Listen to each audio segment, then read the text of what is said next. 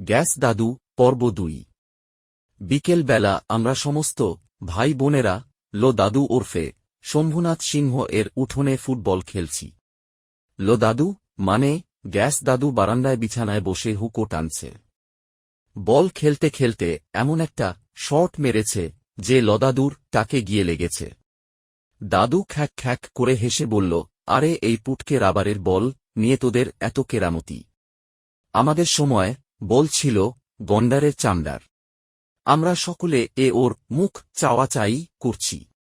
টুটু বলল, দাদু তুমি ফুটবল খেলা জানতে নাকি? দাদু বলল, জানতাম মানে আমি ছিলাম সারা দেশের এক বিখ্যাত ফুটবলার। আমার তখন আয়রন বডি, কি জোর পায়ের।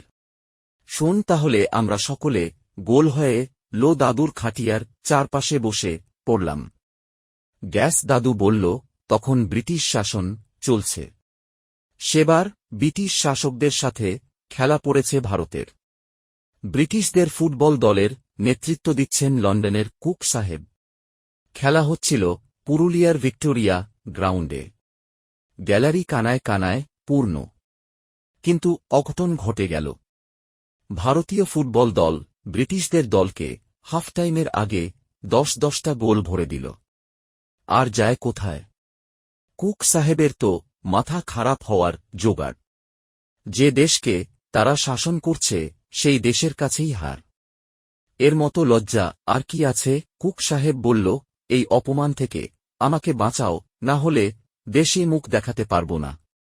এমন কি কোনো প্লেয়ার নেই যে এই অবস্থা থেকে ব্রিটিশ দলকে রক্ষা করতে পারবে? সেখানে একজন ব্রিটিশদের চামচা মহিলা ফুটবল খেলোয়াড় ছিল। সে আমাকে জানত।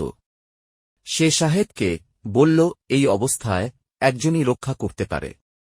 সে হল নপাড়ার বিখ্যাত ফুটবল খেলোয়াড় শম্ভুনাথ সিংহ। আর যায় কোথা? সাহেব তৎক্ষণাৎ একটা গাড়ি নিয়ে আমার বাড়ি হাজির হয়ে একেবারে চ্যাং দোলা করে আমাকে নিয়ে যাওয়ার জোগাড়। কি আর করব, সঙ্গে সঙ্গে জার্সি বুট পরে 2 ঘটি দুধ চুচু করে মেরে দিয়ে গাড়িতে উঠে পড়লাম। মাঠে নামতেই চতুর্দিক থেকে করতালি শুরু হল। জয় শম্ভুদা কি জয়! মাঠে নেমেই প্রথমেই আমি বল নিয়ে জোরে একটা হাই মারলাম। এত জোরে হাইটা মেরেছিলাম যে বল আর পড়ে না। আমি সেই ফাঁকে আমার বুটের লেস ভালো করে বেঁধে নিয়ে জকিং করতে লাগলাম। কিছুক্ষণ পর বল না পড়ে পড়ল কিছু টুকরো টুকরো চামড়া।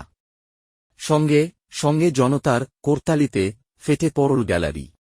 এবার শুরু হল আমার ম্যাজিক সুইং। বল নিয়ে বিদ্যুতের গতিতে সকলকে কাটিয়ে আমি ভারতকে পরপর 10-10টা গোল দিলাম। সাহেব তো তখন জামা টুপি খুলে পাগলের মতো মাঠময় আনন্দে দৌড়ে বেড়াচ্ছে। সাহেব চিৎকার করে বলল, শম্ভুনাথ আরেকটা। এবার আমি ফুটবল খেলার সুসাইড স্কোয়াড খেললাম। বল নিয়ে ছুটতে লাগলাম ব্রিটিশের গোলের দিকে। সকলে তো হতবাক। শম্ভুনাথ কি করছে? আমি ব্রিটিশের গোলপোস্টের কাছে গিয়ে খুব জোরে গোলপোস্টে বল মারলাম। সেই বল রিবাউন্ড খেয়ে ঢুকে গেল ভারতের গোলে। ভারতের গোলকিপার কিছুই বুঝতে পারল না। সাথে সাথে হাজার হাজার লোক মাঠে নেমে গেল। চারদিকে একটাই আওয়াজ, শম্ভুদা তোমাকে চাই। খাইবা না খাই, তোমাকে চাই। সাহেব জড়িয়ে ধরে বলল, বল শম্ভু, তুমি কি চাও?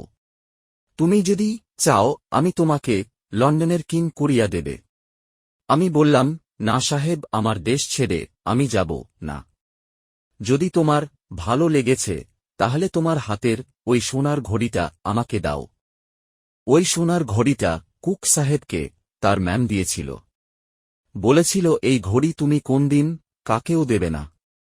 সাহেব আমাকে এতটাই ভালোবেসেছিল যে সেই ঘড়ি খুলে সে আমার হাতে পরিয়ে দিল।